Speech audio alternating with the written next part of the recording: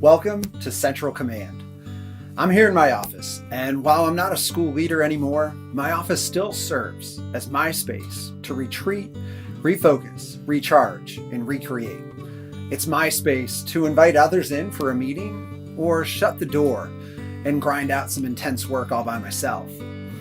It's a place for privacy. It's a place for planning, a place for practicing, for preparing. It's a place, most importantly, for prayer. As a school leader, your office will take on many of these same characteristics and probably a few more. Everything from interrogation space to war room, to a place to cry, to laugh, to shout, or just breathe deeply. Your office will become an incredibly personal and important space in your role as a Catholic school leader. Hopefully, you won't spend much time in your office. You'll spend time in classrooms, at lunch and recess, car line, after school events, and so hopefully your office will be a place that isn't often utilized. But whatever you lack in quantity of time, you will undoubtedly make up for in quality.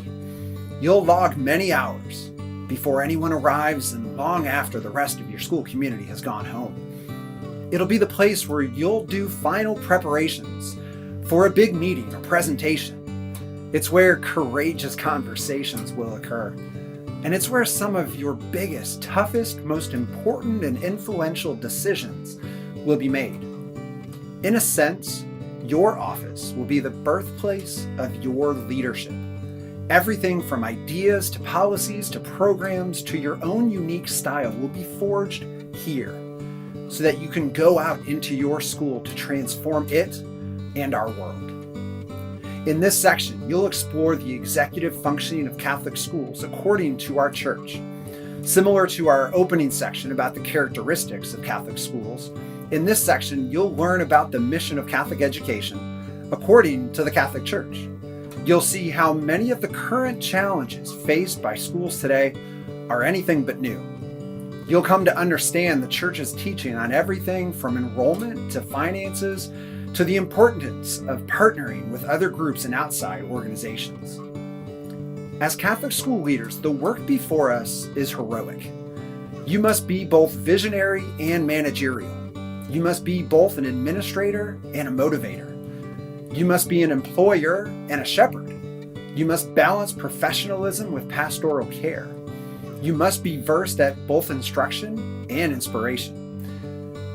You'll need to know everything that's going on in your school community, while still being able to delegate and empower others to share in your mission. Your school will require that you are all of these things, and so much more.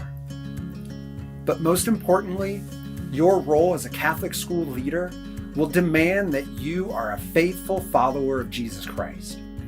For, as the United States Conference of Catholic Bishops wrote in To Teach as Jesus Did in 1972, thus, one crucial measure of the success or failure of the educational ministry is how well it enables men to hear the message of hope contained in the gospel, to base their love and service of God upon this message, to achieve a vital personal relationship with Christ, and to share the gospel's realistic view of human condition, which recognizes the fact of evil and personal sin while affirming hope.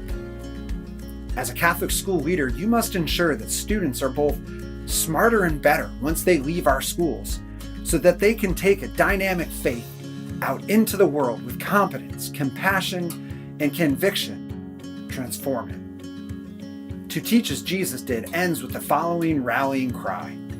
The Christian community has every reason for hope in confronting the challenge of educational ministry today. To all our efforts, we join prayer of God's help for the intercession of Mary, Mother of Jesus. We face problems. So did those who came before us, and so will those who follow. But as Christians, we are confident of ultimate success, trusting not in ourselves, but in Jesus Christ, who is at once the inspiration, the content, the goal of Christian education, the way, the truth, and the life. The work of Catholic education is indeed heroic. It has divine origins, earthly ramifications, and eternal consequences. and the Christian community does have every reason for hope in confronting the challenge of educational ministry today because of leaders like you. From all of us here under the dome, goodbye, God bless, and go Irish.